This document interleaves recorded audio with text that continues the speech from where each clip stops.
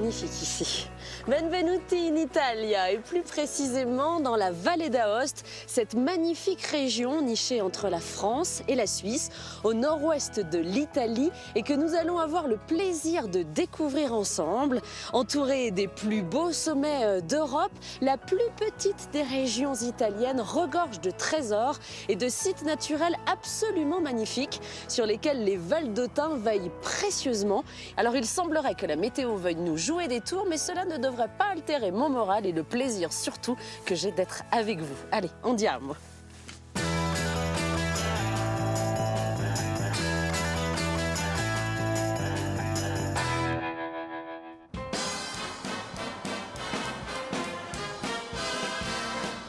Dans la vallée d'Aoste, on assume ses choix de vie.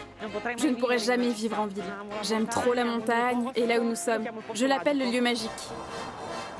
Notre famille est attachée à cette terre et les enfants poursuivent l'œuvre de mon père. Et on aime les choses bien faites. Celle-là me plaît davantage, parce que tu sens mieux le son. La note tient vraiment longtemps, elle résonne bien. J'aime bien être avec maman quand elle travaille sur le toit. C'est comme une tradition de famille qui se transmet.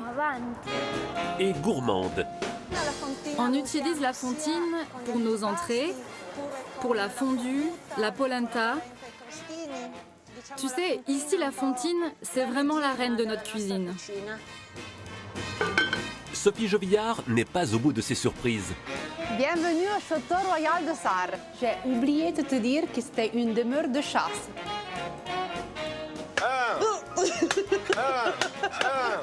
Mais le pauvre!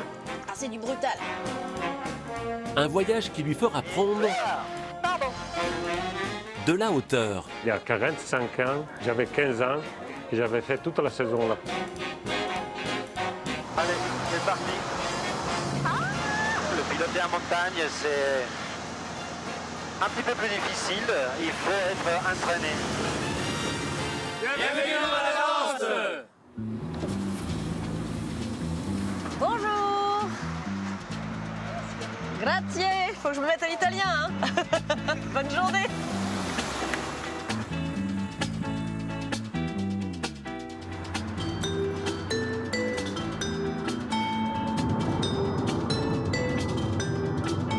Benvenuti al traforo del Monte Bianco. Bienvenue au tunnel du Mont Blanc. Restez toujours à l'écoute de votre autoradio. Et bonne route! Italia eccomi! Italie, me voilà!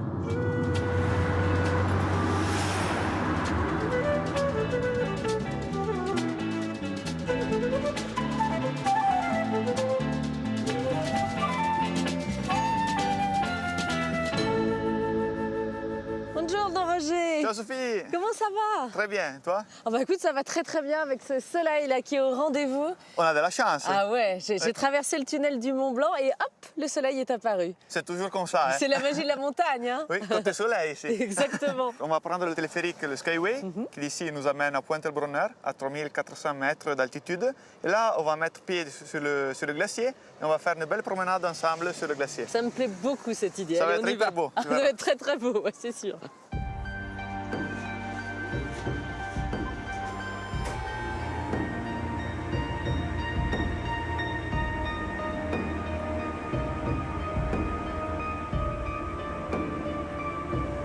Tu vois, ici il y a le glacier de la Brenva. C'est un grand glacier qui descend depuis le Mont Blanc jusqu'ici. Il remplissait la moraine là, qu'on a. Juste là, ouais, malheureusement aujourd'hui, on voit qu'il est beaucoup plus haut le glacier. Oui. Ça, c'est pas une bonne nouvelle, hein? Non, non, non, Hein? ce n'est pas une bonne nouvelle. Conséquence du dérèglement climatique, ça. Exactement ça. Ce sommet gris-là, c'est le guille noir de Peterey, suivi par les guilles blanches de Peterey, le Mont Blanc de Courmayeur et à droite le Mont Blanc. Ouais, alors tu sais que le Mont Blanc, il est chez nous, hein, il est en France. C'est pas vrai, hein? Ah si, Non, si, non, je suis non, non. désolée de te le dire, il est français le Mont Blanc. Les Français ils disent ça. Selon moi, c'est sur la frontière. Mais je te dis une chose, quand on est en montagne, des frontières, on s'en fout un petit peu. Hein. On profite et c'est assez, je trouve. Tu as tout à fait raison. On est arrivé là? Oui.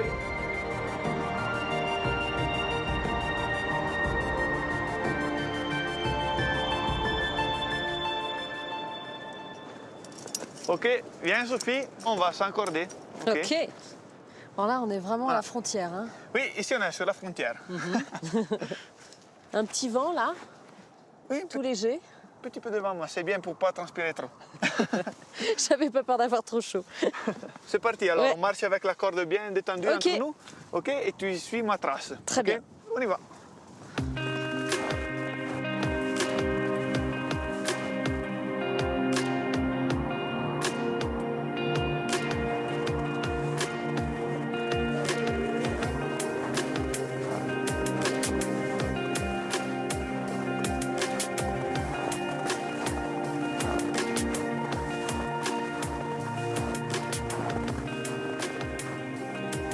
C'est vraiment magnifique. Tu vois bien le vent comme il a bougé, il a sculpté la neige.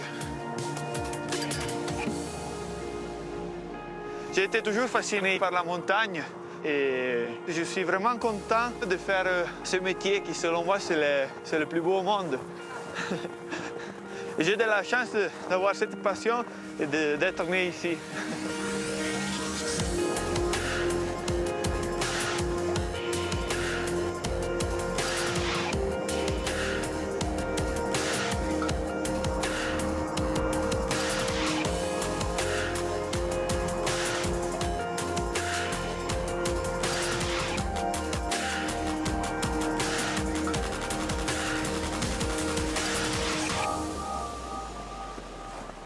Ok, viens Sophie, on va faire une petite pause ici.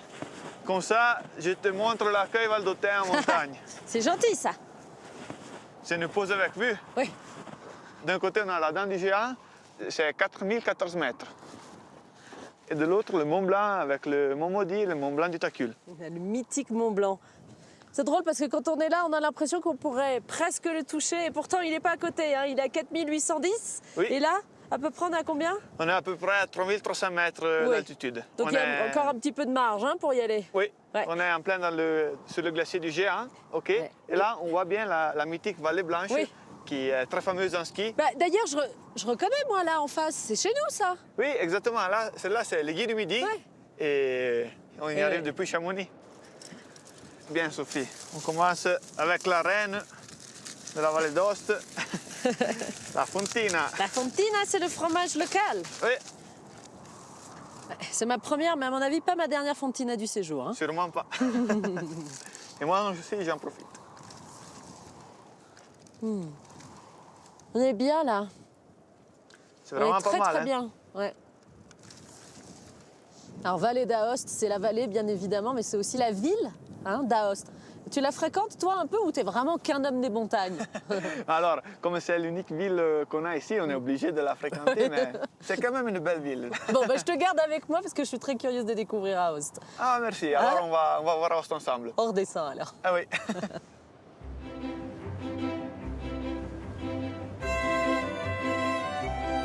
Cerné par les plus hauts sommets des Alpes, aux frontières de la Savoie et du Valais suisse, le Val d'Aoste, avec ses 130 000 habitants, est la plus petite et la moins peuplée des régions italiennes.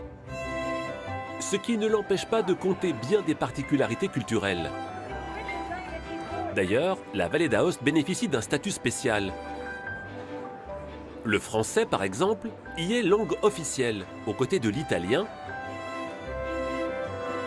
y compris sur l'antenne régionale de la RAI, la télévision publique.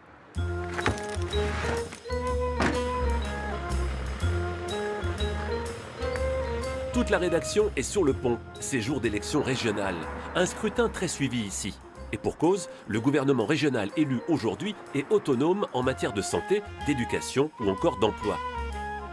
Direction le village d'Intro. La population reste très attachée à son bilinguisme, pilier de cette autonomie valdôtaine. Bonjour, on vient faire quelques images. Daniel s'est porté volontaire au dépouillement. Il sait combien ici culture et politique sont liées. Je regarde la journaliste. Oui, oui. Tu peux approcher le micro, s'il te plaît? L'autonomie valdôtaine repose sur le particularisme linguistique de la vallée d'Aoste. Et c'est en raison de cette spécificité, et seulement en raison de cette spécificité, que la vallée d'Aoste a pu obtenir ce statut spécial. Regarde ma carte d'identité. tu vois. Ça a une grande valeur symbolique pour nous, parce que c'est la carte d'identité de la République italienne. Et pourtant, elle est bilingue. Dedans, nous avons la faculté de choisir la langue.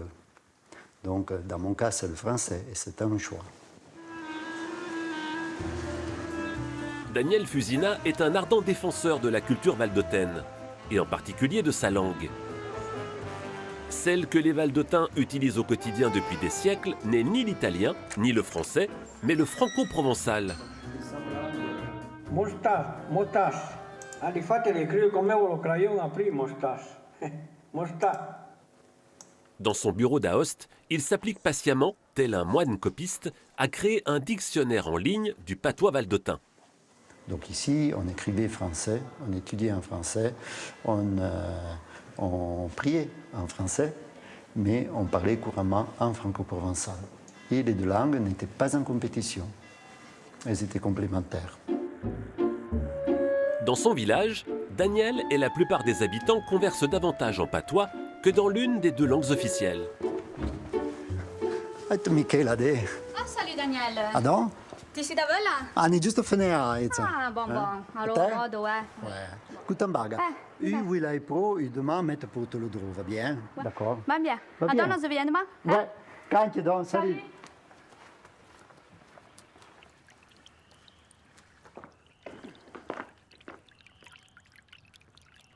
Une fois par an, Daniel et ses amis invitent le public à franchir les portes du temps.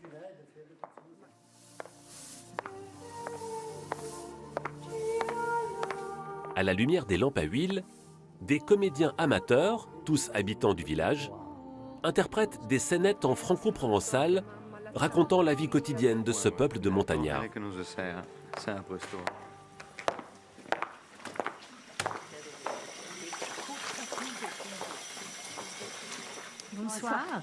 Bonsoir.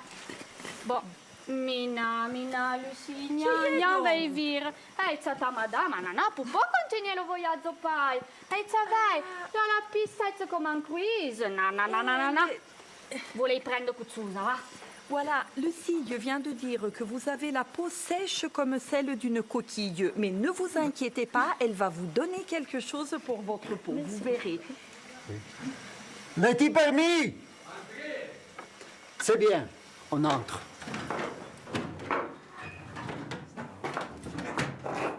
Au fil de la soirée, le public redécouvre les savoir-faire ancestraux et les jeux traditionnels, comme la moura, qui de tout temps a animé les soirées valdôtaines, avec quelques crises conjugales à la clé.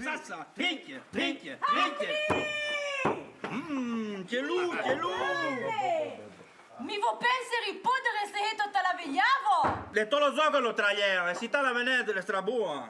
Di là. Ouais, bien bon. Et alors, à partir l'amour, les Français qu'il faut. C'est vraiment la façon de marquer une continuité avec notre passé. C'est à la fois l'orgueil de se reconnaître en tant que communauté et le plaisir de le partager avec les autres. Les cris des hommes résonneront tard dans la nuit valdôtaine, comme un appel pour que leur culture vive encore longtemps dans la vallée d'Aoste.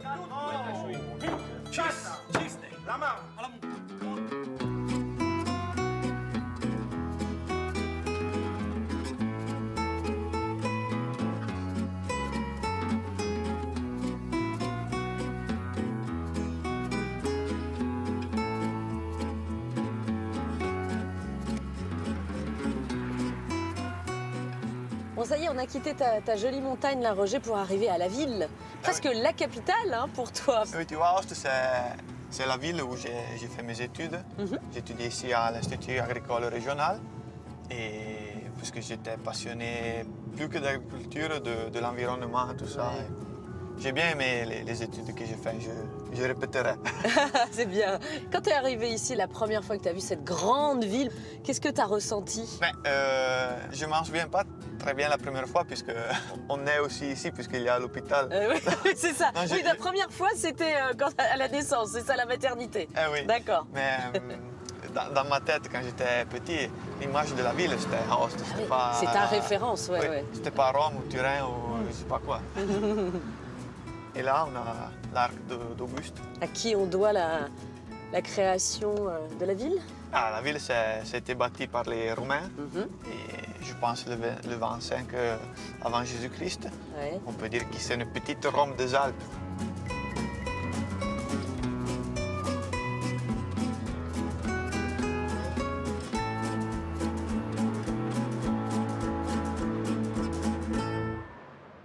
Alors là, c'est magnifique ce qu'on a devant nous, hein?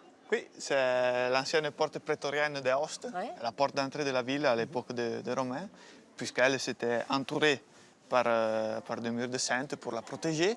Et tu vois vraiment la richesse du bâtiment. Tu vois, c'est recouvert par des marbres qui sont un matériel très riche. Et tu vois aussi les 3 arcs qu'on avait. Le grand, c'était pour les chars, et les 2 petites portes, c'était pour les piétons. Ah, bah écoute, comme j'ai garé mon char, on va prendre l'entrée des piétons. Hein. C'est beau, hein, quand même. C'est beau quand même.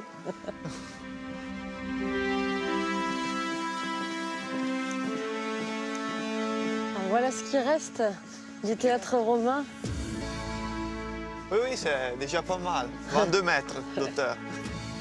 Elle fait concurrence aux belles montagnes qui sont nous autour. entourent.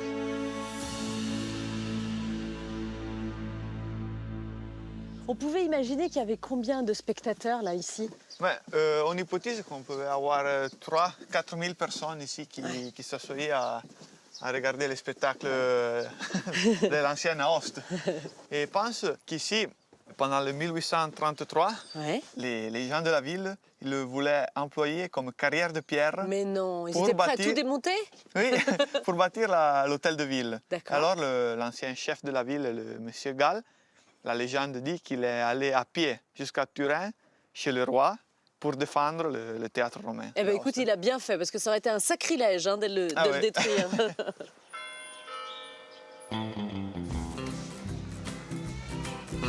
Ah, regarde Sophie, ici il y a un petit magasin de biscuits. Je vais t'en acheter quelqu'un. Ok. C'est appétissant tout ça. Ah, et voilà. Regarde. Alors qu'est-ce que c'est? Spégolé, ça s'appelle ça. C'est un biscuit typique qu'ils font ici avec les noisettes. C'est hyper bon. Attention, ça crée de la dépendance. Aïe, aïe. Voilà. C'est délicieux. Les noisettes, elles viennent du Piémont? Ah, je pense que oui. Ouais, c'est pas très loin. Quand même, ça va.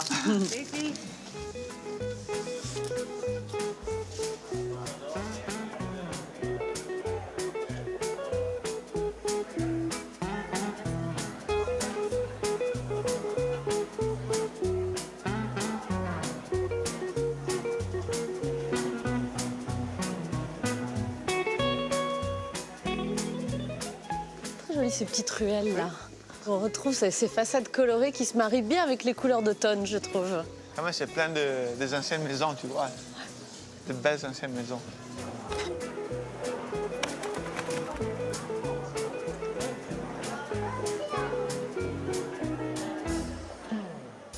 Viens Sophie, j'ai une belle surprise pour toi. Viens voir.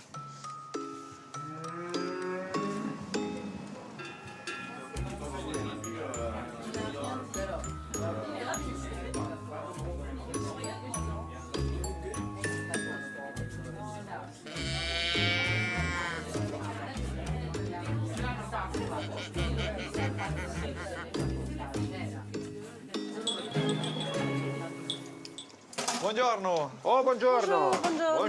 Bonjour, Jean-Claude. Je te présente Sophie, qui est ici. Enchanté, Jean-Claude. Enchanté. Elle est ici en visite à Aoste et elle aimerait boire un barabou. On boit un barabou alors? Enfin, elle aimerait boire un barabou. Elle sait même pas ce que c'est le barabou. C'est un liqueur au tabac qu'on fait nous. Une liqueur de tabac? Ok. Ça, c'est un liqueur absinthe et tabac. Oula, ah oui. Et il commence qui, Roger? Ouais. Qu'est-ce que c'est?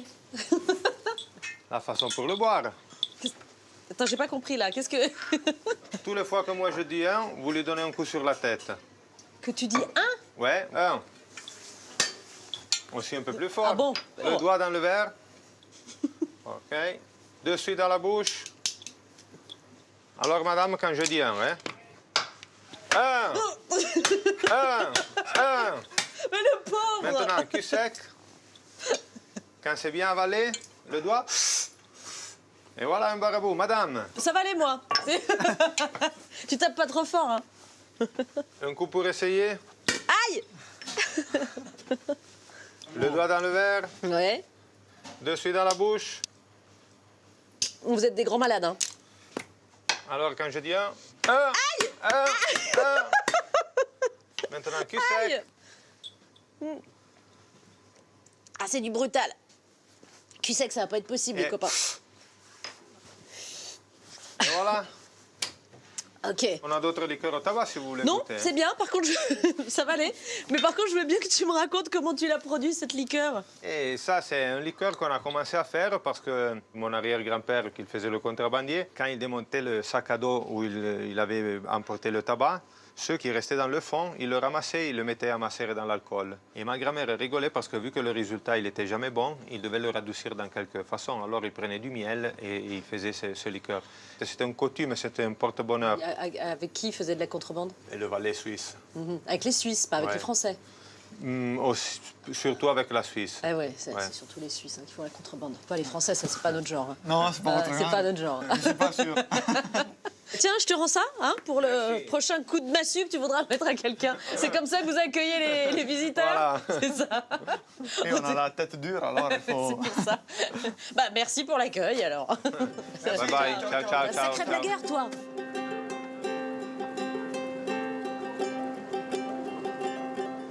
Bon, mais c'est ici que nos routes se séparent, devant l'hôtel de ville, quand je pense qu'ils avaient voulu le construire avec les pierres du théâtre romain. Heureusement, il est très beau, ils ont trouvé une autre solution. Hein. Oui, heureusement, oui.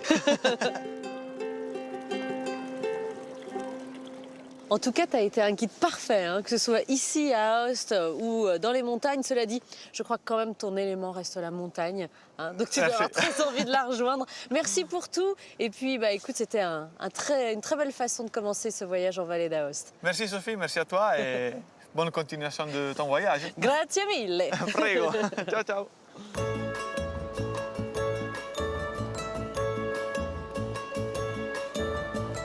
Au pied du Mont Blanc, la haute vallée d'Aoste est soumise à un climat rude. Sur ces terres parfois inhospitalières, des hommes produisent pourtant un vin blanc rare, produit avec un cépage unique, le Prié blanc. Premier jour des vendanges, le soleil est au rendez-vous. Et Nathan Pavese se réjouit de la qualité du raisin. Ça va très bien, on est content pour l'instant. Et on vient de commencer, alors ça sera une belle année quand tout est dans la cave. Après, on peut dire si c'est une belle année ou pas. On ne compte que 28 hectares de Prié blanc dans le monde, et seulement ici, entre les communes de Morgé et de La Salle. Ce cépage, qui pousse entre 1000 et 1200 mètres d'altitude, a été épargné par le phylloxéra qui a ravagé les vignes européennes au XIXe siècle. Il n'a donc jamais été greffé. Autre signe distinctif, son mode de culture en pergola. On a une raisin qui a une peau très fine, et c'est pour éviter d'abîmer le raisin pendant les grosses pluies, les orages de septembre, le mois d'août. Alors ça fait comme protection. Et surtout parce que nous, ici, on a beaucoup d'échanges de climat pendant la nuit et le jour. La nuit, il fait très froid et le jour, il fait très chaud. Pour rendre la récolte sous ces pergolas moins épuisante, certains vendangeurs ont leur secret. La brille, c'est un instrument qu'on emploie dans l'alpage ou avec les vaches pour se mettre en dessous et traire. Et c'est très bien ici parce qu'on a pas mal aux genoux et tout ça, ça marche très bien. Chez les Pavese, on travaille en famille. C'est Vittorio, le grand-père, qui a démarré la culture de ce cépage. Hermès, le père, a développé l'affaire familiale, vite rejoint par ses deux enfants, Nathan et Ninive. Sans oublier Milena, la mamma, qui chaque jour prépare de copieux repas pour les vendangeurs. Après un bon travail, il faut un bon repas. C'est ça. Et parce que comme ça, les personnes sont toutes contentes, non? Alors, il y a la soupe avec la verdure du potager. Après, il y a les tripes et les pommes de terre.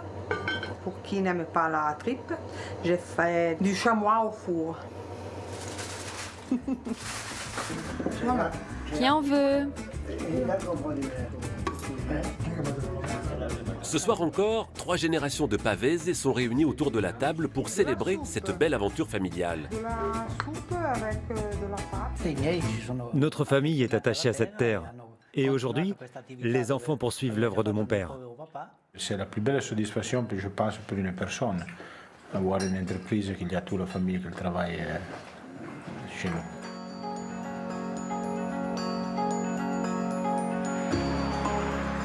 À l'image des hommes qui le façonnent, le prié blanc aime l'altitude. Nicolas, l'œnologue, a donc voulu tenter l'expérience d'élever encore un peu plus son vin. À 2200 mètres, dans la gare intermédiaire du téléphérique de la pointe Erlbronner, il mesure l'effet de l'altitude sur son vieillissement.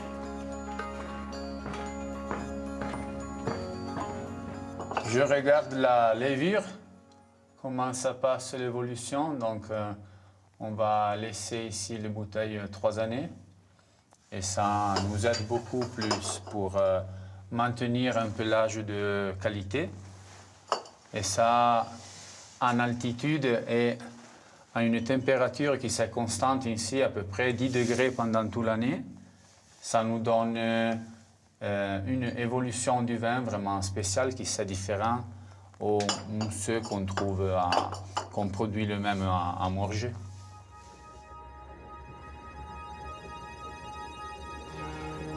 Pour déguster cette cuvée des guides, quoi de mieux que de monter encore jusqu'à 3400 mètres au sommet de la pointe Erlbronner, au plus près du Mont Blanc.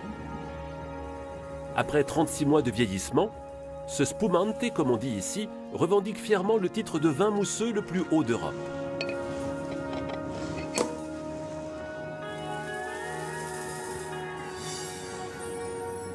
On est fiers parce que vraiment c'est aussi au niveau commercial, c'est quelque chose de spécial. On va produire un vin mousseux en montagne, donc on est, je crois, aussi presque entre les caves les plus hauts du monde. Donc oui, c'est quelque chose d'exceptionnel.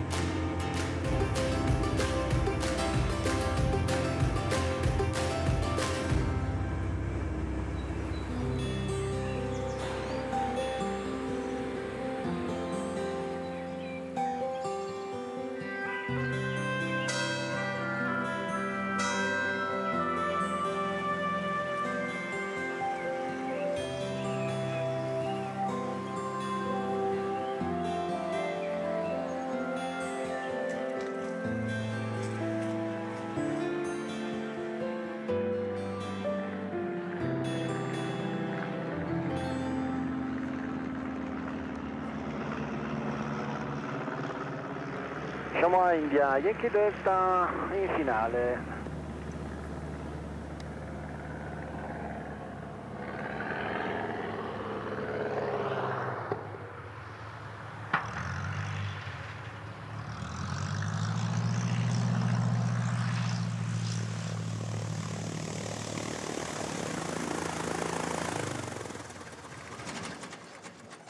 Et ciao Lucas!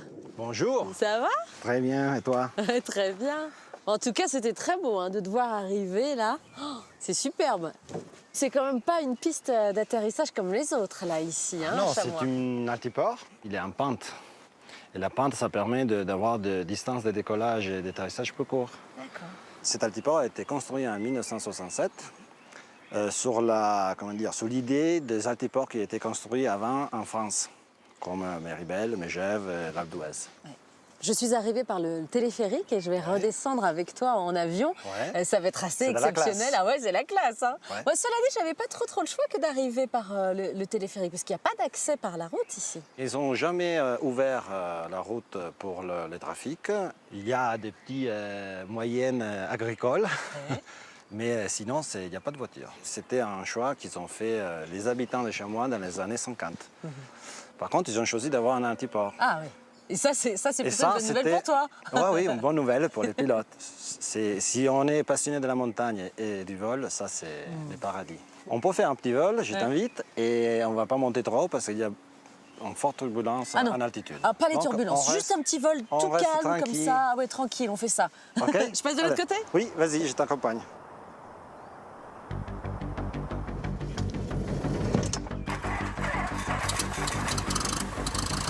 Ah, ça m'est pas arrivé souvent de décoller sur des petites pistes comme ça. Hein. Ah ben oui, bien sûr. Chez moi, il y a Yankee Delta. Céline décolle. Allez, c'est parti. Ah oh là là là là. Oh là là.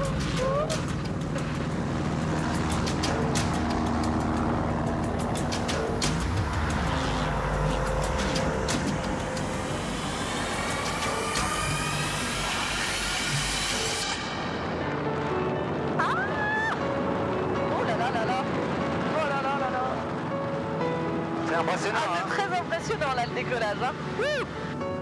Eh bien. On va faire un petit virage à droite. Oh, pas trop de virages. Oui, après, un virage à gauche.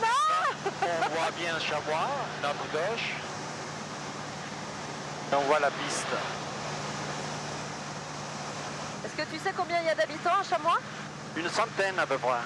Presque plus de chamois que d'habitants en fait, hein, à Chamois. Oui, sûrement. Et le village tire vraiment son nom des chamois? S'appelle comme ça parce qu'il y en a? Oui. C'est incroyable quand même, hein, ouais. Cette vie-là isolée sur la montagne. Toi, tu ne vis pas ici, tu pourrais vivre là? J'aimerais bien, mais c'est trop loin pour le travail. Donc, je pense de venir d'habiter à Chamois dans le futur, peut-être quand je serai à la retraite. C'est pas pour tout de suite parce que toi t'es pilote de ligne. Je suis pilote de ligne, c'est pas pour tout de suite, mais pas trop longtemps. Il faut profiter de...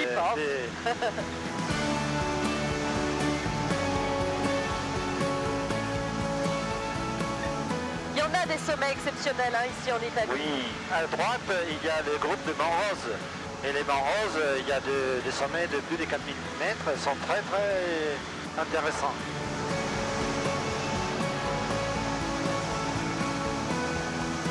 Voilà le Cervin, le Cervino, juste en face à nous. Vous savez, la neige qui fume, ça veut dire qu'il y a un vent très très fort. Ouais. C'est magnifique là ce qu'on voit. Oui.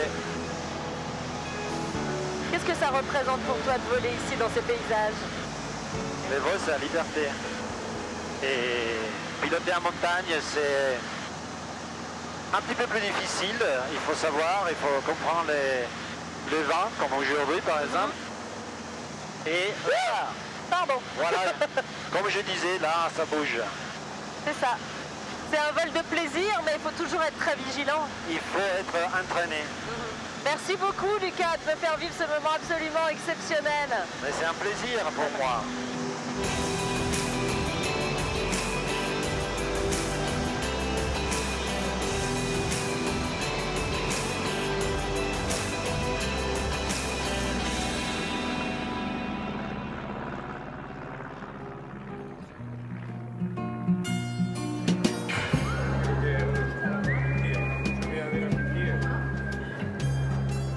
Installée au cœur de la vieille ville d'Aoste, la maison d'hôte Bondaz doit sa réputation à ses petits déjeuners pentazoéliques.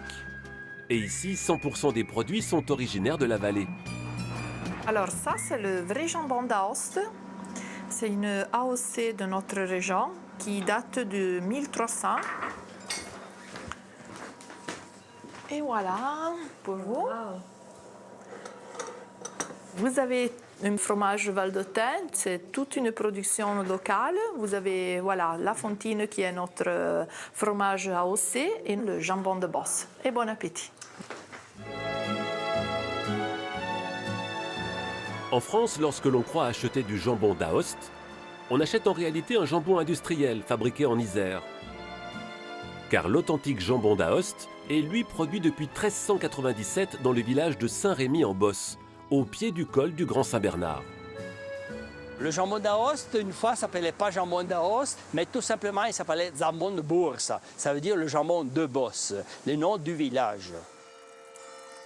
Grâce à sa situation privilégiée sur la route du sel, le village de Saint-Rémy-en-Bosse est, depuis la Renaissance, réputé pour la qualité de ses salaisons.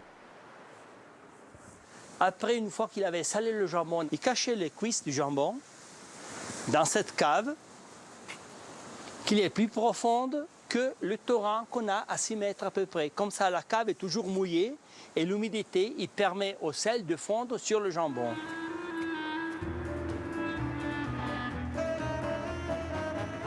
À 350 € le kilo, Bruno Fegatelli doit être certain qu'après 18 mois d'affinage, chaque jambon sera prêt à être commercialisé.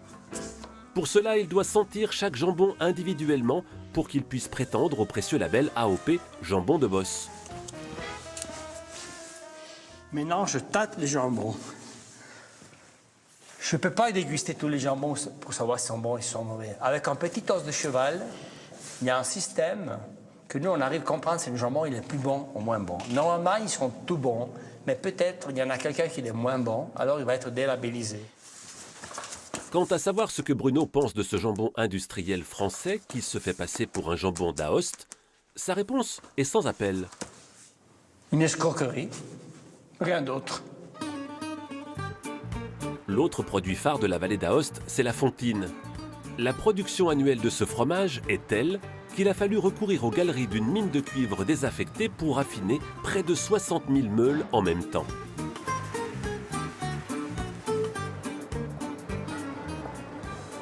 Mais la fontine est loin d'être le seul fromage de la vallée d'Aoste.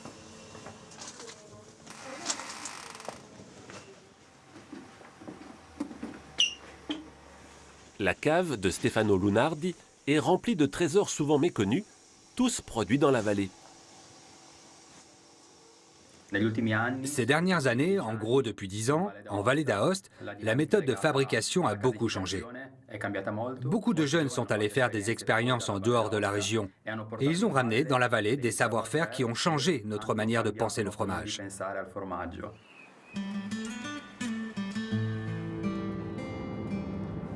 Inlassablement, Stefano explore toutes les vallées secondaires pour dénicher une nouveauté qui viendra grossir sa collection de fromages valdôtains. Aujourd'hui, il se rend chez Marta Garin. Bonjour, je peux entrer? Tu vas bien? Oui, ça va, très bien. Cette jeune Milanaise n'a pas hésité à bousculer la tradition valdôtaine en créant de nouveaux fromages. Tu es en pleine production? Oui, je fais mon cocoada. Je mets juste la présure et j'irai voir ce dont tu as besoin. Et nous y voilà, Stefano. Entrevoir les fromages qui sont déjà prêts. Ça, ce sont les carrés que tu prends habituellement. Ceux-là sont un peu plus affinés. Sinon, ceux-là derrière sont plus frais. À toi de voir ce que tu préfères.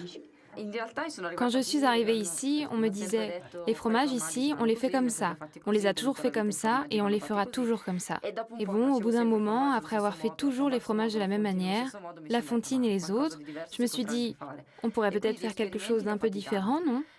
Alors j'ai beaucoup cherché, j'ai fait des expériences, ça n'a pas toujours marché, et puis finalement je suis arrivée à celui-là. C'est un fromage qui m'a tout de suite plu, parce que j'apprécie les pâtes molles.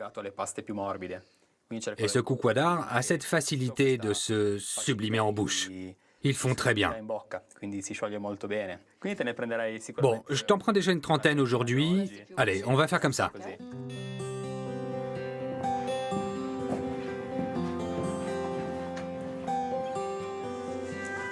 De retour dans sa boutique du centre-ville d'Aoste, Stefano prépare un plateau copieusement fourni en fromage de la région. Je voudrais le kiwi ouvert et la pêche. J'en mettrais bien une petite tranche tout autour du chèvre cendré. Comme ça apportera un côté jaune. Car chaque semaine, cet amoureux des fromages organise des dégustations pour promouvoir les savoir-faire de la vallée. L'idée, c'est de vous faire goûter des produits rares, qui sont l'aboutissement de notre travail en cave d'affinage. Des fromages de chèvre, de brebis ou de vache, chacun porteur d'une histoire et d'un caractère. Je dirais que c'est fondamental dans mon travail. Ces dégustations permettent aux gens de comprendre la valeur des produits que nous avons. Alors ça s'est développé, et aujourd'hui, ces dégustations plaisent beaucoup. Stefano a rassemblé dans sa boutique près de 80 variétés différentes de fromages valdôtains. Et chaque année, il continue d'en découvrir de nouveaux.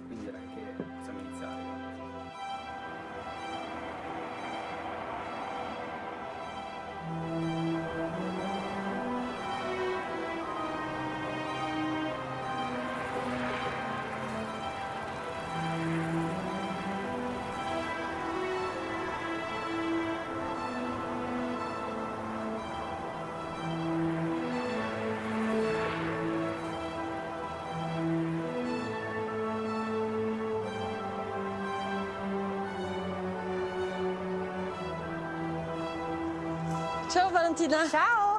Bienvenue au Château Royal de Sarre. Ah bah, quel accueil, merci. C'est bien passé le voyage? Oui, très très bien, tout va bien. Là, tu sais, je me baladais avec ma petite voiture là sur les routes de la vallée d'Aoste et je me disais qu'il fallait que je m'arrête ici, hein, au château de Sarre, qui est assez impressionnant, imposant, avec une architecture relativement sobre quand même. Oui, hein. c'est pas du tout un château du Moyen-Âge. Hein. C'est le résultat des rénovations du 1700 et après de la fin du 1800. Et il y a un petit jardin, il y a cette architecture un peu lourde même, avec la tour au milieu. Mais il fait froid, j'ai envie de te raconter quelque chose du château. Tu me racontes ça, on se met au chaud avec plaisir.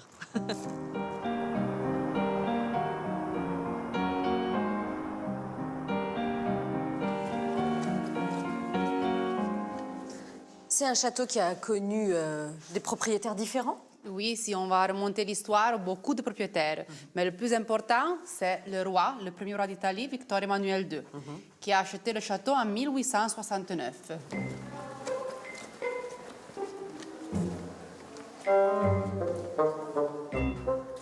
J'ai oublié de te dire que c'était une demeure de chasse.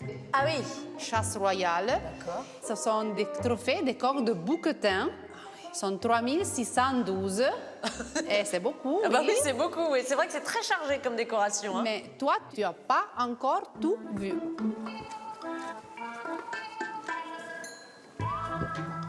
Ah oui, en effet. Ah bah c'est de plus en plus chargé. Hein.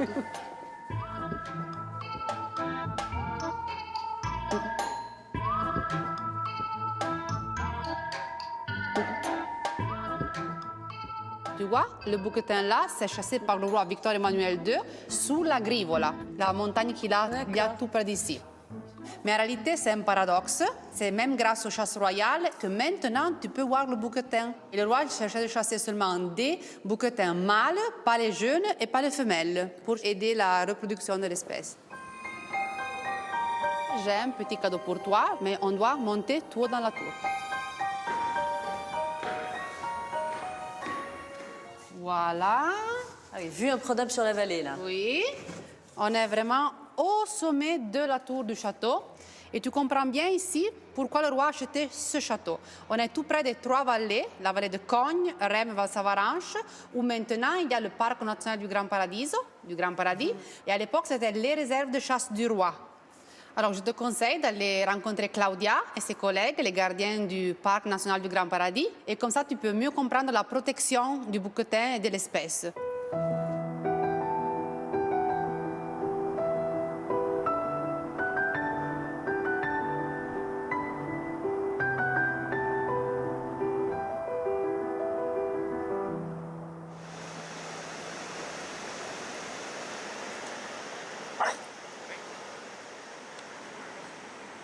Buongiorno, ciao. Bonjour Sophie. Bonjour. Bonjour. Bienvenue. Merci. Bien là, je vois qu'ils sont partout, hein. Ces bouquetins. C'est le symbole du parc. Et ouais, ouais. Alors moi, je voulais vraiment les voir dans leur milieu naturel et vivant, là. Qu'est-ce que tu as dans ton dos? J'ai le fusil pour endormir un bouquetin. Donc on va juste les endormir, hein. Oui.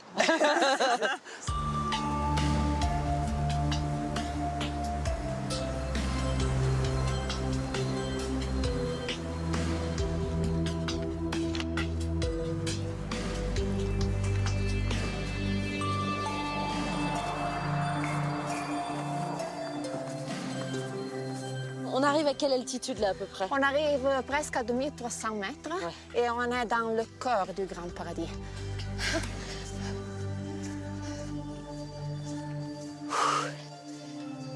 Tu marches aussi vite que les bouquetins. Ah, il y a les collègues. Ciao. Ciao. Ciao. Alors aujourd'hui, vraiment, le roi, c'est le bouquetin? Oui, oui, ici c'est le royaume du bouquetin. Le bouquetin est un animal si fort, mais il est en même temps si fragile. Et une fois, il y avait le braconnage et maintenant, les changements climatiques. Et alors, il est très important le protéger et continuer à l'étudier.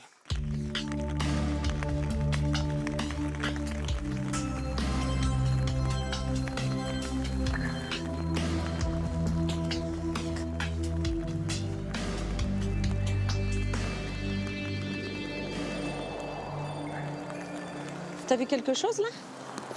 Oui, il y a un bouquetin. Dis, t'as l'œil, hein? Il s'appelle Moscato. Moscato? Tu lui as donné un nom? Oui. Non mais tu le reconnais de là, avec tes jumelles? Oui. Sa corne gauche est cassée.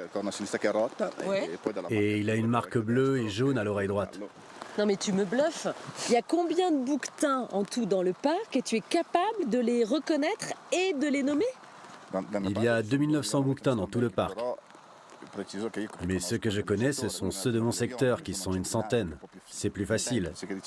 C'est pas comme si je connaissais les 2900.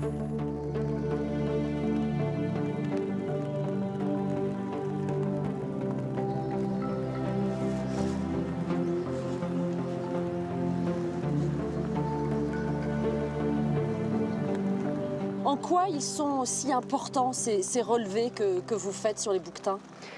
C'est important de continuer à les étudier, car si d'une manière générale, dans les Alpes, la population augmente, il y a certaines zones, comme dans le parc national, où elle décroît. Il est important de comprendre les causes de ce déclin.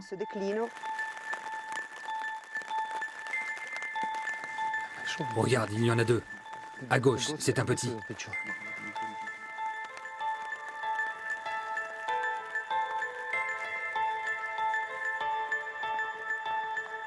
Il y a trop de brouillard.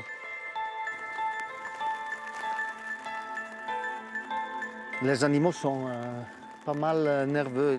Il est passé le loup. On ne peut pas tirer car entre le tir et l'endormir, ils vont passer 5-10 minutes. Il peut faire beaucoup de chemin. Hein. On risque de le perdre dans le brouillard. S'il y a un animal endormi, les grands corbeaux par exemple, ils sont capables de manger les yeux. Alors, si on va perdre l'animal, c'est quelque chose de terrible.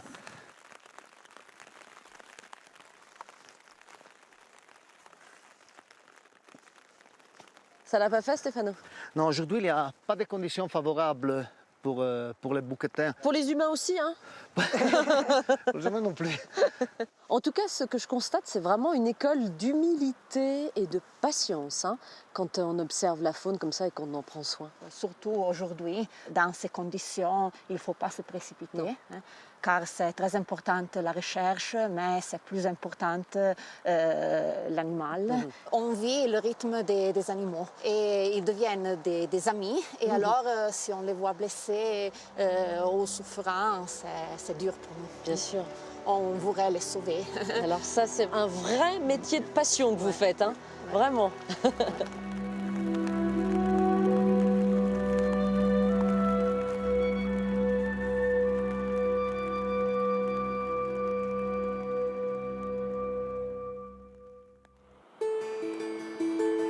Le Grand Paradis, c'est la montagne des Valdôtains par excellence. Le seul sommet de plus de 4000 mètres intégralement situé en vallée d'Aoste. Pour les montagnards de la région, gravir ces 4061 mètres est un pèlerinage à faire au moins une fois dans sa vie. Une ascension accessible, mais qui demande du temps. Première étape, rejoindre l'un des 9 refuges du massif, dont le plus célèbre est le refuge Victor-Emmanuel II, à 2735 mètres d'altitude dans la vallée de Valsavarenche. Inauguré en 1961 et proposant 150 places, Il compte parmi les plus fréquentés des Alpes. Paolo, le gardien, le fréquente depuis qu'il est adolescent. Moi, j'ai travaillé ici il y a 45 ans. J'ai travaillé, j'avais 15 ans et j'avais fait toute la saison là. Et après, je suis venu, après 30 ans, faire le gardien. C'est l'un des plus fréquentés. C'est surtout grâce au Grand Paradis. Hein. Et c'est aussi un des plus vieux. Alors, c'est très, très connu dans tout le monde. Hein. Et puis, avec aussi sa forme particulière, c'est très connu. La nuit a été courte. 3h30 du matin, Paolo est déjà debout pour préparer le petit déjeuner des prétendants au sommet. Je vois déjà quelqu'un qui arrive. Voilà, bonjour. Bonjour. Encore embrumé de sommeil, le petit déjeuner est vite avalé. Il fait encore nuit lorsque les premières cordées quittent le refuge. À tout à l'heure. Allez, c'est parti. Le plus dur reste à faire, gravir les 1400 mètres de dénivelé jusqu'au sommet, avant de redescendre dans la vallée, soit 8 à 10 heures de marche. C'est un 4000 facile, mais ce n'est pas un des 4000 courts. Hein. Tu montes depuis la vallée, complètement à pied, tu n'as pas de téléphérique, tu n'as rien. Donc tu pars de la vallée, tu arrives au sommet et tu dois retourner la vallée. Donc il n'y a pas d'aide, il n'y a rien. Me mettre sur le plat. À la lueur des lampes frontales, les alpinistes cherchent leur chemin sur l'immense pierrier menant au pied du glacier. Pas de quoi altérer la bonne humeur de ce groupe de copains. On a bien dormi, on a bien mangé, et puis il fait un peu plus chaud que prévu pour l'instant. Commencer l'ascension. J'ai fait ma demande en mariage en haut du sommet, il y a 3 ans. C'est un pèlerinage. Voilà, c'est un peu un pèlerinage. Et tu es revenu sans ta femme. Hein? Je suis revenu sans ma femme parce qu'elle... Moins expérimenté, cette autre cordée d'alpinistes belges a préféré s'offrir les services d'un guide. On n'est pas habitué à la montagne. Hein. En Belgique, on n'a pas tellement de tire-fesses. Donc, tout est un peu nouveau ici. Bien, on tend la corde, d'accord? On tend la corde. Pourquoi? Parce qu'on est sur un glacier. Ouais. Il y a un petit proverbe qui dit corde tendue, guide détendu. D'accord? Il va pas nous le sortir avec le coin à chaque fois. Non mais s'il faut, je crierai comme à l'école. Hein. Tu me mets des bons points aussi? Voilà, exactement.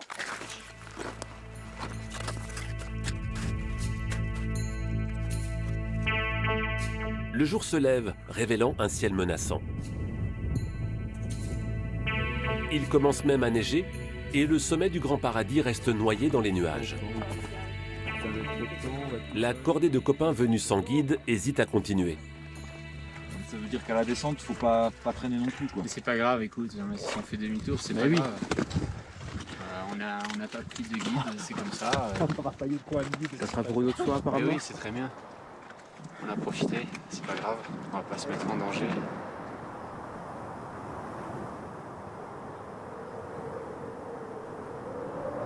Malgré le vent, il décide tout de même de poursuivre l'ascension.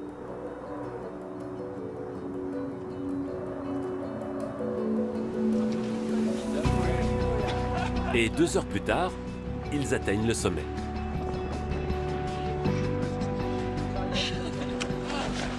Allez, soyez contents!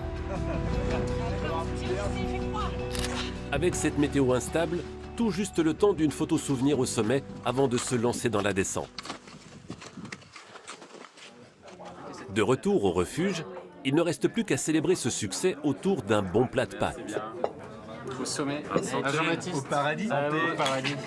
Malheureusement, on n'a pas pu voir le point de vue le panorama auquel on s'attendait quand on a grimpé.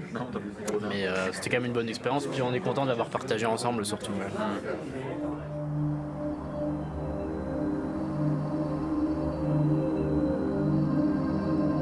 Quelques jours plus tard, le mauvais temps semble bien installé. Il est temps pour Paolo et son équipe de fermer les portes du refuge pour plusieurs mois Après, un dernier héliportage. Ok, la zone est dégagée. Ok, je vais essayer de me poser.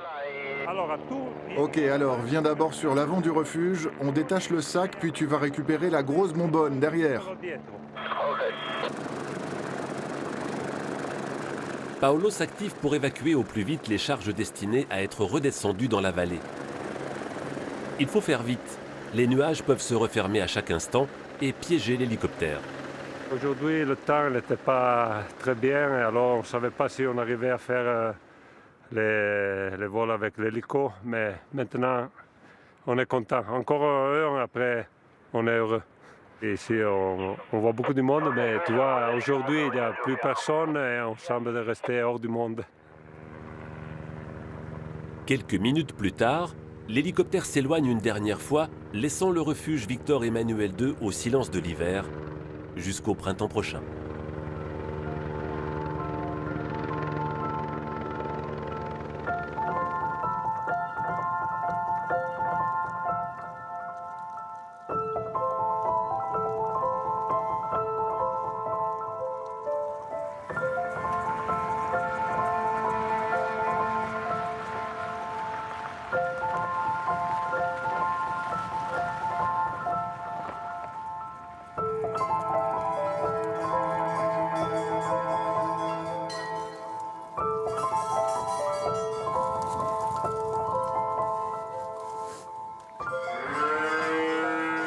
Vincent, bonjour. Oh, salut Sophie, bonjour. Ça va?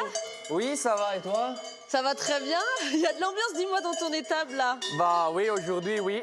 On est en train de changer les cloches. Elles sont magnifiques, ces cloches. Bah oui, elles sont, on va dire, les cloches de fête.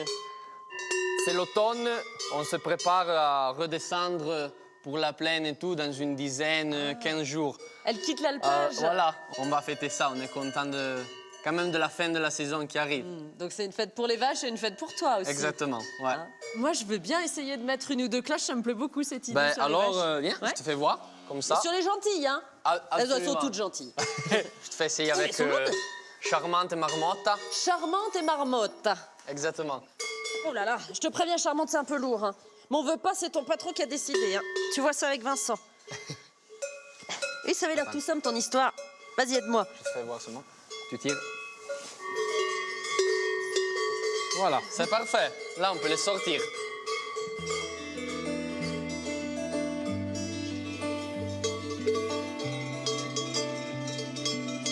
Viens, viens. Viens, viens, viens. Viens. Viens, Charmante, dai. Allez, viens, Charmante, c'est par là. Viens. Tu viens, Marmotta?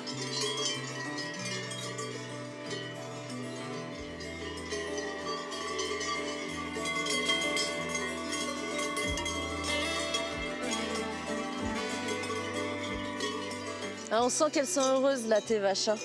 Bah, oui, elles sont contentes de sortir et tout. Là, elles vont manger presque toute la journée maintenant.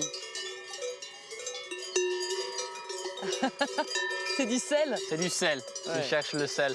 Ça leur fait du bien, ça? Ouais, ils en ont quand même besoin. Et alors, ils le cherchent. Tu veux essayer de lui donner? Non, mais vas-y, fais-le, toi, c'est bien. C'est Voilà, une très belle race, là, on voit qu'elle est très robuste. Oui, c'est la châtaigne, la noire. Une race très rustique. Elle est encore très adaptée pour les alpages, pour monter, pour marcher. Elle est très gourmande Ouais, aussi. moins productive par rapport à la pierre rouge, par rapport au lait. Et elle est développée surtout pour la lutte, pour les combats des vaches entre eux. Elles font pas semblant, quoi. Hein? Ah non. Une vache comme ça, quand même, elle passe les 500 kilos. Là, tu la reconnais, Charmante? Charmante? Elle est là-haut. Non. Ah! Charmante, elle est... C'est elle, là. C'est Charmante, là. Ou c'est elle? C'est elle? Non. Ou c'est Marmotta? Charmante! Elle est là-bas. En vrai, je pense qu'elle est cachée juste ici derrière.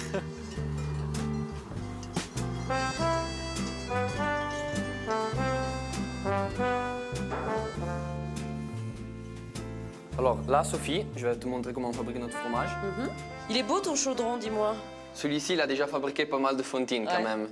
Ça fait plus de 20 ans qu'on l'a. D'accord. Du coup... T'étais pas né? Oui, j'étais né, mais je fabriquais pas encore, voilà, on va dire ça. Bonjour. Sophie, c'est ma sœur Lydie. C'est sympa de travailler en famille. Oui, c'est pas facile. Tu hésites? È bello. Oui, c'est beau de se réveiller et de travailler avec quelqu'un qu'on aime. Mais en famille, il y a toujours le pour et le contre. C'est vraiment votre père qui vous a tout transmis à tous les deux? Oui, c'est lui. Ils ont déjà commencé nos grands-pères avec 2 vaches et un veau. Et ils ont décidé de commencer eux-mêmes à transformer, d'affiner le fromage pour le vendre. Et de là, on a toujours grandi, on a augmenté les vaches et tout. Et on est arrivé à l'entreprise qu'on a aujourd'hui. Et là, cet étape-là, tu vas goûter?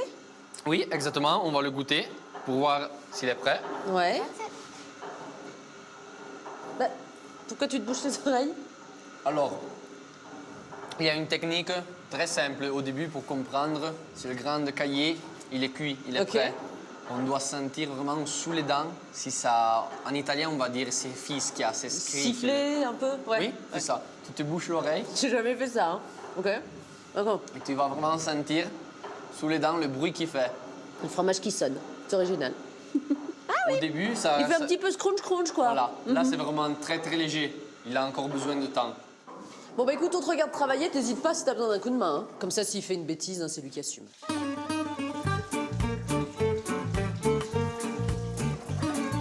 Tombe pas dedans, hein? J'essayerai de pas le faire. Qu'est-ce que tu dis? J'essaye de faire le possible.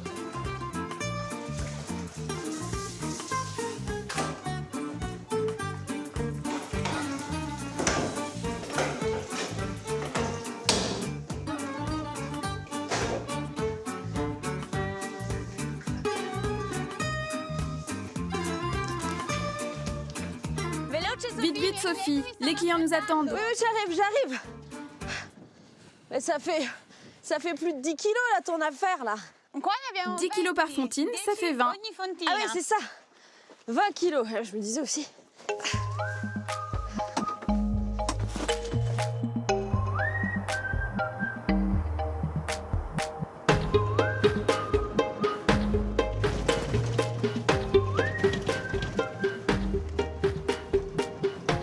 Vous êtes complémentaires avec ton frère.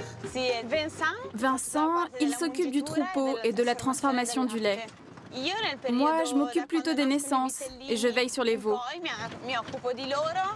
Et le secret de la passion, c'est parce que tu les aimes, ces vaches. Ouais. Oui, c'est de l'amour. J'aime vraiment les animaux. Tu sais, après l'école, j'ai voulu voyager. J'ai travaillé en France, à Barcelone. Et puis, je suis revenue ici. Et je me suis dit, j'ai une ferme formidable, pourquoi ne pas m'installer ici?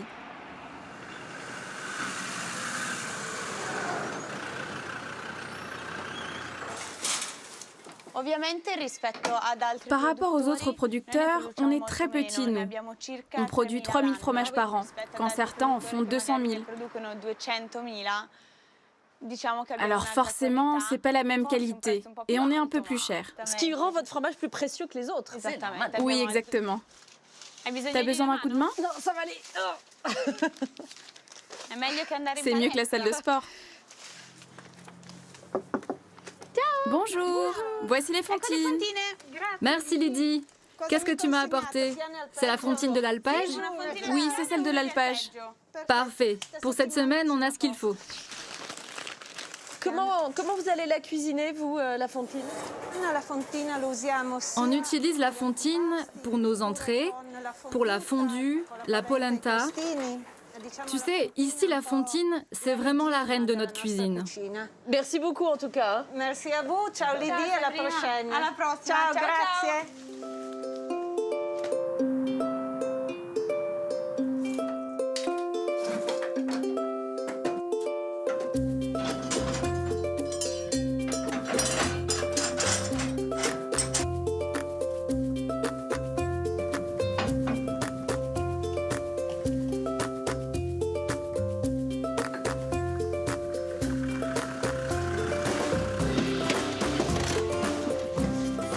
Salut. Ça va? Ça va et vous? Bah oui, on a fait la livraison. Ça s'est tout bien passé? Oui, absolument. Tout va bien. Qu'est-ce que c'est? Café à la Valdôtaine, dans la grolla de l'amitié. Ah. On appelle comme ça parce que c'est une grolla qu'on utilise depuis presque toujours, je pense. Ouais. Ah, merci. On le prend Donc c'est comme toi qui commence? Oui. On mélange pas nos embouts, hein, on voit chacun dans le sien. Et après, on le passe toujours à droite. Ok. Il faut le finir en fait, c'est ça? Oui, en vrai, on devrait le finir avant de nouveau le poser. D'accord, c'est pour ça que c'est vraiment le partage et vraiment l'amitié. Ok. Absolument. C'est chaud et c'est fort. Merci à tous les deux. J'étais sincèrement très heureuse de passer ces moments avec vous. Vous êtes un petit peu mes deux chouchous, vous. Hein. Merci. Et puis maintenant, je connais la route pour rejoindre votre ferme d'alpage. Prenez bien soin de vous tous les deux.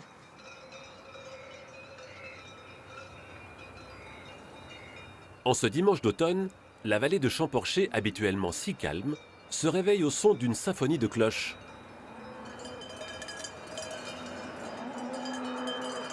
Une soixantaine de vaches noires ont envahi le seul terrain plat du village. C'est une compétition traditionnelle et amicale, les combats de rennes, durant lesquels la cloche fait partie du décorum. On la met surtout pour l'esthétique. Maintenant, pour les batailles, bon, celle-ci c'est une rencontre amicale. Et pour le championnat régional, on est obligé de mettre les cloches. C'est même un point de règlement. Depuis plus de 100 ans, le penchant naturel de cette race valdôtaine pour le combat est utilisé par les éleveurs pour organiser des tournois. Les vaches valdôtaines sont ainsi nommées reines du troupeau. La règle est simple, le combat peut durer 1 seconde ou 40 minutes. La première qui abandonne en tournant le dos à sa rivale a perdu. Les éleveurs font donc en sorte d'élever leurs vaches pour qu'elles conservent leur instinct combatif. Ces 3 années de travail, celle-là, on l'a même vue naître. Nous l'avons sélectionnée nous-mêmes en choisissant les taureaux. Au terme du tournoi, Mirko exulte. Ces 2 championnes se sont imposées dans leur catégorie de poids respectives. Elles repartiront à l'étable en arborant fièrement leur trophée, une belle cloche d'apparat. Super giornata, 2 su 2. Ah, super journée. 2 sur 2. Mieux que ça, c'est pas possible. Je suis super content. On rentre à la maison fatigué, mais heureux. En vallée d'Aoste, les cloches sont un trésor de famille que l'on se transmet de génération en génération. Le choix d'une cloche est donc une affaire à prendre très au sérieux. Loris vient ainsi chez Mauro récupérer une vieille sonnaille qui avait bien besoin d'être rénovée. Voilà, elle est prête. Je te l'ai un peu réparée, le son ne me plaisait pas trop. Maintenant, écoute. Tu vois, ça a un peu changé, hein? Voilà, et puis je te l'ai nettoyée. À combien je te dois? Eh bien 20, comme on avait dit. Alors, celle-là, c'est lui qui me l'a apportée. La boucle était cassée.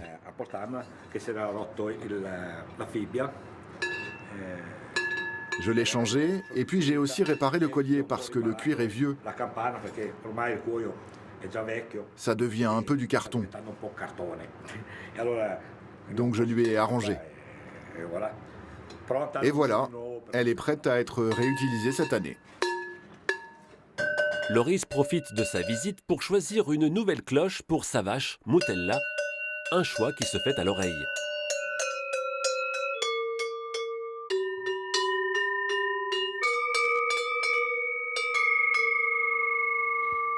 Celle-là me plaît davantage, parce que tu sens mieux le son. La note tient vraiment longtemps, elle résonne bien. Mauro est le seul forgeron valdotin à maîtriser ce que l'on appelle l'art campanaire. Pour lui, chaque cloche est un instrument de musique qui doit trouver sa juste place dans la symphonie pastorale que joue un troupeau dans les alpages. Après l'épreuve du feu et de la forge, vient donc la phase cruciale de l'accordage.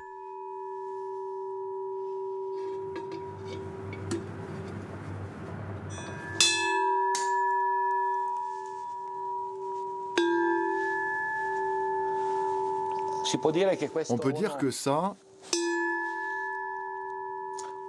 c'est un son feutré. Dans le jargon rural, ici, on dit un son masculin. Ces fréquences vont rentrer dans la terre et se propager. Ils traversent les nuages ou le brouillard.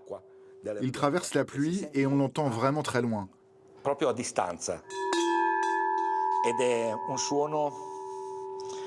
C'est un son pour une reine importante qui a du caractère.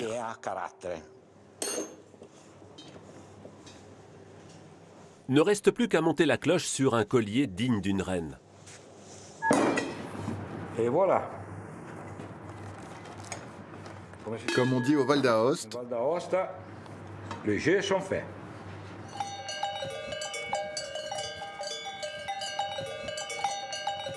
Les musiciennes sont prêtes. Mauro le forgeron devient alors un peu chef d'orchestre.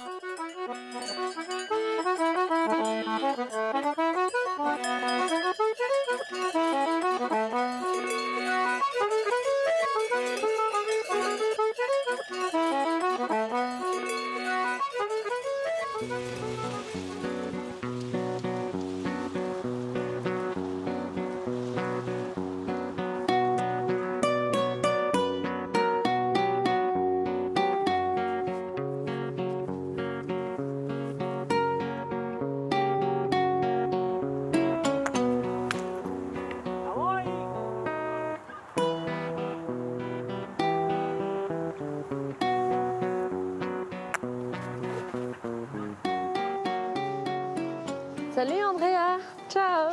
Salut Sophie. Tu m'as donné rendez-vous au milieu d'un champ. Au départ, j'ai pas compris pourquoi. Eh bien, je voulais te montrer le jeu du fiolet, qui est le sport typique valdotin. Moi, j'y joue depuis que je suis petit, depuis que j'ai 5 ou 6 ans. Mais alors ça, par exemple, qu'est-ce que c'est exactement? Ça, c'est ce qu'on appelle une machioca. C'est un genre de batte. Et ça, c'est ce qu'on appelle le fiolet. Tu dois essayer de le faire décoller avec la batte et tout de suite le frapper. D'accord, mais c'est là, ça. Plus tu l'envoies loin, plus tu marques 2 points. Allez à gauche, fua!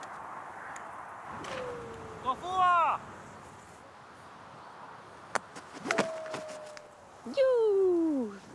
Bravo!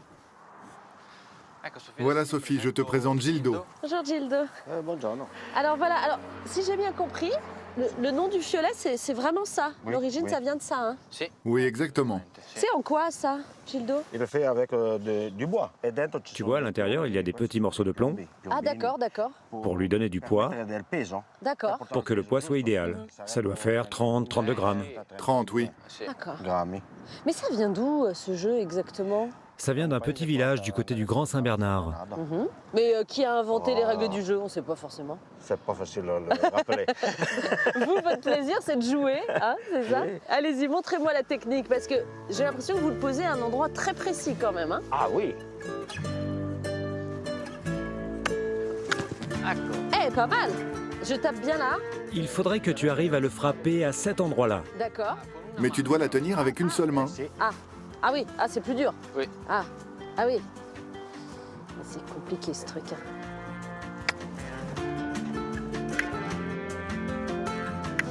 Bon, ok.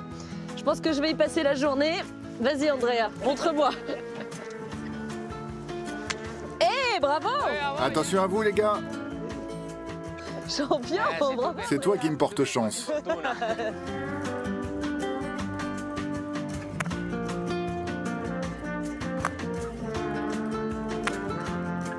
Mais j'ai l'impression que ce qui est sympa avant tout, c'est de se retrouver là. Il y a toutes les générations. Je crois qu'on vient jouer aussi pour ça, non? Faire une partie, c'est super. Mais après la partie, c'est encore mieux. On peut se retrouver, faire un brin de causette. Et surtout manger un morceau et boire un petit coup. Bah, bien sûr, c'est la troisième mi-temps.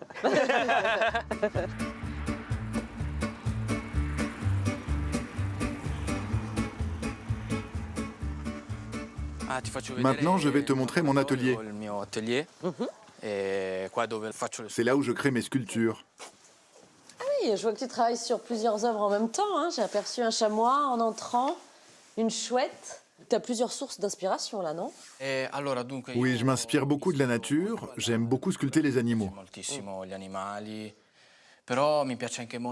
Mais j'aime aussi sculpter les visages humains et montrer leur expressivité et leur diversité. Mais ta technique, tu la puises dans ce savoir-faire des sculptures en bois dans la vallée d'Aoste? Alors tu sais, à l'époque, on fabriquait beaucoup d'objets du quotidien en bois, comme des échelles, des outils, ce genre de choses. Et petit à petit, les gens ont fait des sculptures. Et moi, quand j'étais gamin, je regardais mon grand-père. Il sculptait durant tout l'hiver, je devais avoir 5 ou 6 ans. Par exemple, tu vois, il travaillait avec ce maillet. C'est précieux, ça, hein? Oui, Oui, j'y tiens beaucoup.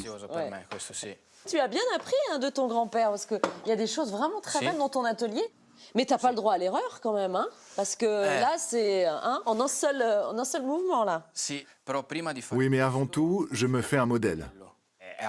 C'est comme un brouillon.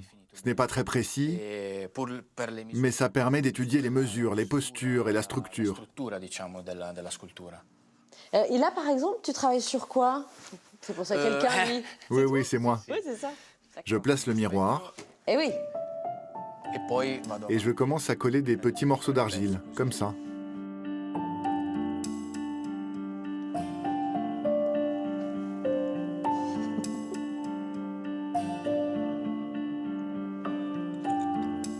Et là, il faut être honnête avec soi-même, hein.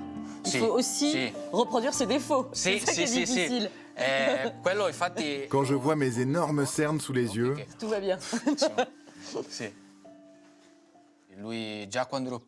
Je me souviens, quand j'étais petit, je fabriquais mes premiers objets en bois. Et mon grand-père était déjà super enthousiaste. Il me félicitait. Ça me plairait beaucoup de savoir ce qu'il pense de mon travail aujourd'hui.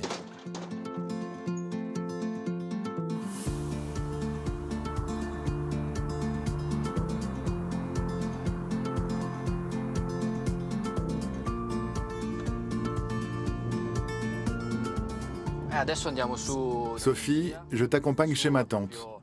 Elle vit dans un petit village en haut de la montagne où on prend le temps de vivre et d'apprécier les choses simples. En tout cas, là, elle est très jolie, cette route, hein? Oui, elle est très belle. Ici, c'est les grands espaces. Ici, t'en as du bois que tu pourrais sculpter. Oh oui, Oui, il y en a tellement. C'est vraiment du bois d'ici que tu viens chercher pour tes sculptures? Oui, j'utilise le bois de la vallée. C'est du bois qui a poussé ici. Pour moi, il a une âme particulière. Il raconte vraiment l'histoire de la montagne. Ça s'appelle Vétane, ici, c'est ça? Oui, ici c'est Vétane. Et là, on arrive chez ma tante. Elle a un hôtel, tu pourras rester dormir.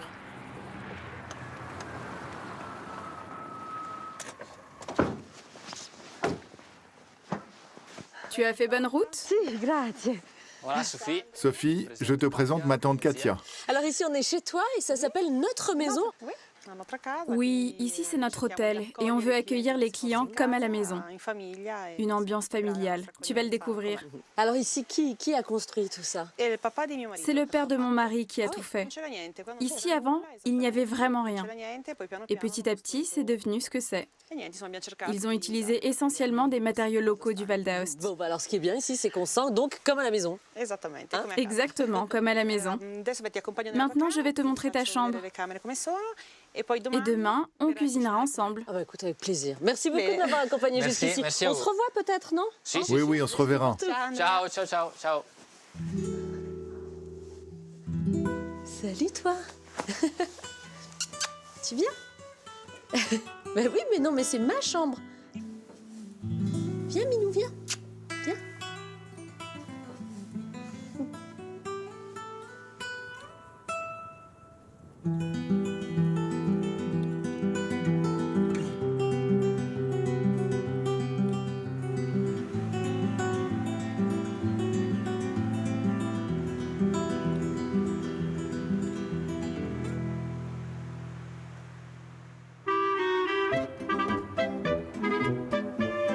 Blottie au pied du majestueux massif du Mont Rose, la vallée de Gressoney est une curiosité culturelle. Ici, l'architecture rappelle davantage la Suisse ou l'Autriche que l'Italie. Et un regard attentif ne manquera pas de remarquer ces enseignes écrites en allemand. Nous sommes en pays valser, une communauté originaire de Suisse alémanique, installée dans cette vallée depuis le Moyen-Âge.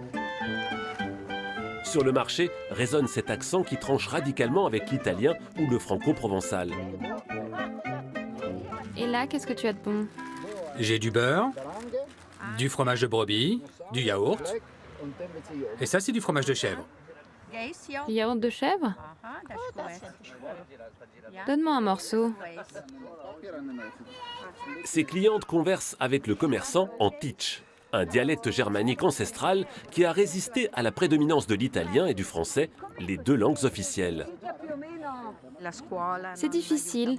L'école n'aide pas beaucoup parce que voilà, nous sommes en Italie et en plus, en Vallée d'Aoste, la langue principale est le français. Nous, on est comme une petite île au milieu des italophones et des francophones. Alors maintenir ce dialecte totalement différent, c'est très compliqué. Federico est très attaché à sa culture valser. Un amour qu'il exprime en cultivant des légumes sur ces hautes terres désolées, comme le faisaient ses ancêtres. Ça, c'est une variété ancienne, la Parly. C'est une variété qui arrive du canton des Grisons en Suisse, et plus précisément de Jouffe. Jouffe est un village qui compte parmi les lieux habités les plus élevés en Europe, à 2150 mètres. C'est une colonie valser.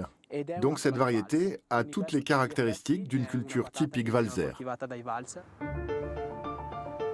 Longtemps restés à l'écart du monde, les valsers vont se faire connaître du reste de l'Italie à la fin du 19e siècle, lorsque la reine Marguerite de Savoie se fait construire un château à Gressoney. Séduite par la culture locale, elle va même s'approprier le costume luxuriant des femmes de la vallée. Carla est la dernière couturière à connaître l'art de broder les coiffes en fil d'or, telles que les portaient les courtisanes de la reine. Au XIXe siècle, les coiffes se sont enrichies avec l'arrivée de la reine, qui s'était fait faire un costume richement décoré. Et nous, bien sûr, on l'a copié. On a voulu nous aussi enrichir et embellir nos coiffes. Moi, j'ai appris à faire ce travail. Ce ne sont pas des heures, mais des mois et des mois de travail pour obtenir ce résultat. Et pour cette coiffe-là, ça m'a demandé 1 année. La langue titch et le costume traditionnel survivront-ils au XXIe siècle? Regardez-moi, un peu plus à gauche. En tout cas, les enfants de Gressoney semblent y croire, comme Karen, bien décidée à reprendre le flambeau. Ça ressemble à l'allemand, mais c'est quand même plus difficile à comprendre. Mon grand-père et ma maman, ils sont de Gressoney et ils aiment bien me parler titch. Et moi, quand je serai grande, je le parlerai aussi.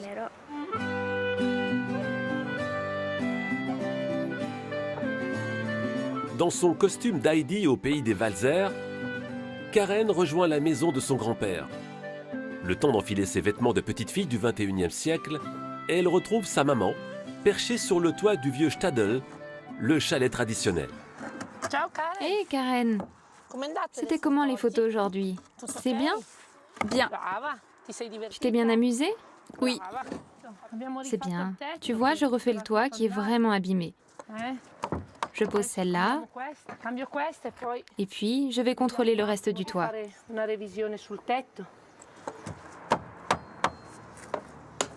Eglé est la seule femme poseuse de lauze. Un métier qu'elle tient de son père et qu'elle espère à son tour transmettre à sa fille. Si elle veut, oui, bien sûr, je vais l'encourager. C'est un joli travail, surtout parce que tu fais une chose qui va rester dans le temps, dans les années. Et c'est aussi une culture qu'on a ici. Et on doit la faire continuer ici aussi, selon moi. J'aime bien être avec maman quand elle travaille sur le toit. C'est comme une tradition de famille qui se transmet. Bien qu'elle soit largement minoritaire dans la communauté valdôtaine, elle-même très minoritaire en Italie, la communauté valser parvient depuis 700 ans à maintenir son identité au travers de sa langue, son artisanat et son agriculture.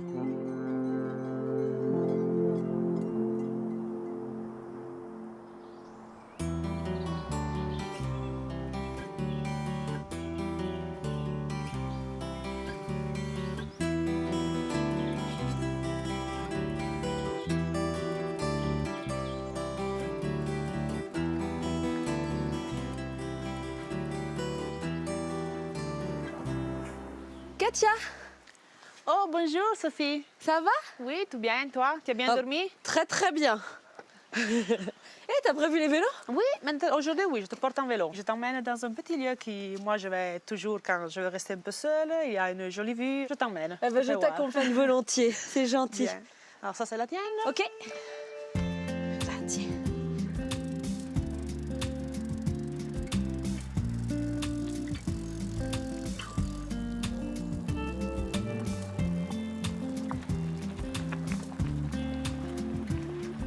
J'imagine que là, il y a des ambiances complètement différentes en fonction des saisons. Quel moment tu préfères, toi, ici? J'aime beaucoup l'automne, quand les couleurs changent. Mais j'aime aussi le printemps, quand les premières fleurs arrivent. Je commence aussi à trouver toutes les herbes que j'utilise pour ma cuisine. Là, on est vraiment juste au-dessus de chez toi. Eh bien, voilà, on est seul au monde. Seul au monde. Je ne pourrais jamais vivre en ville. Non.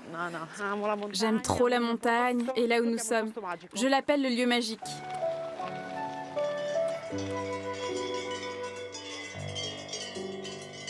Salut les vaches! Marmotte! Je la reconnais. Elle est là-bas, Marmotte. Quella lì?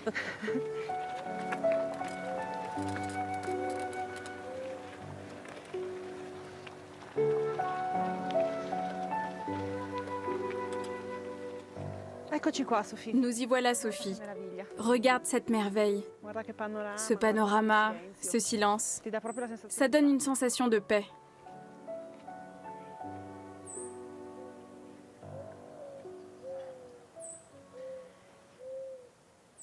C'est important de s'accorder des petits moments à soi. T'en as besoin, toi? Assolutamente sì. Oui, j'ai un travail très prenant. 4 filles et un mari à supporter. Je vois. Tu comprends pourquoi je ne veux pas vivre en ville. Cette vue est inestimable.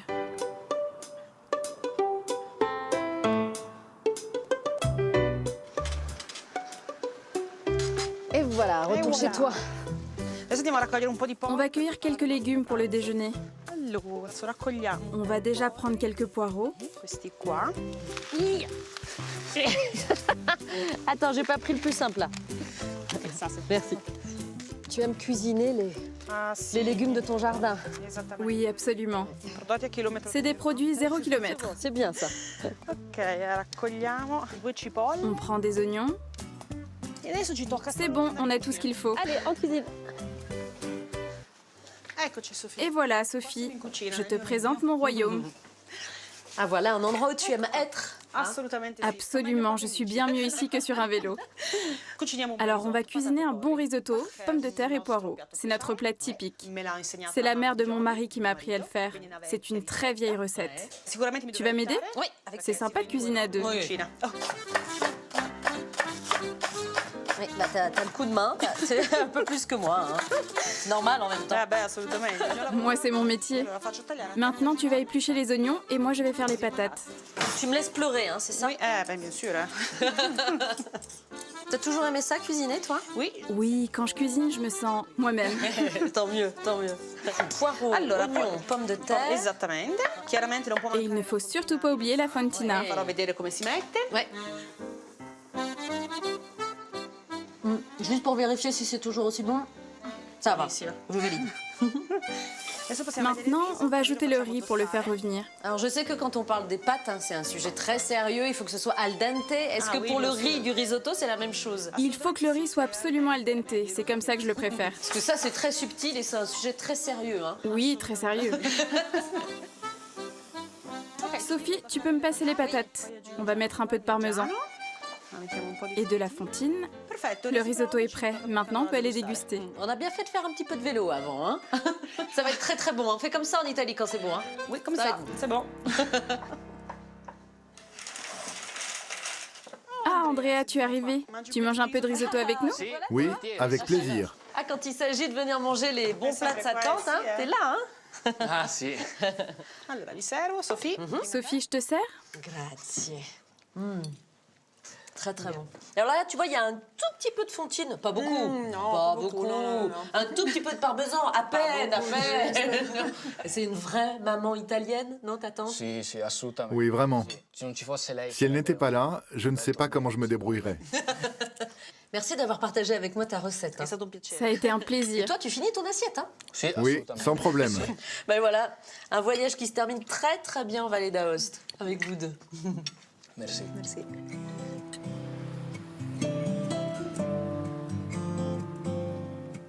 Voilà, c'est déjà la fin de ces échappées belles en Vallée d'Aoste. On a définitivement beaucoup de points communs avec nos voisins valdôtains. J'ai été très heureuse d'être votre guide ici, avec ces magnifiques montagnes comme décor, un milieu à la fois fragile et majestueux qu'il faut protéger absolument. Et je comprends pourquoi certains en ont fait leur havre de paix. Il y a un proverbe italien que j'aime beaucoup qui dit « Qui va piano, va sano, va lontano », qui va doucement, va sainement et va loin. J'aime ces voyages à un rythme lent et j'étais très heureuse de le partager avec vous. Je vous embrasse très fort, vous le savez, vous pouvez revivre ces aventures et nous donner des nouvelles sur les réseaux sociaux. À presto et comme d'habitude, faites de beaux voyages.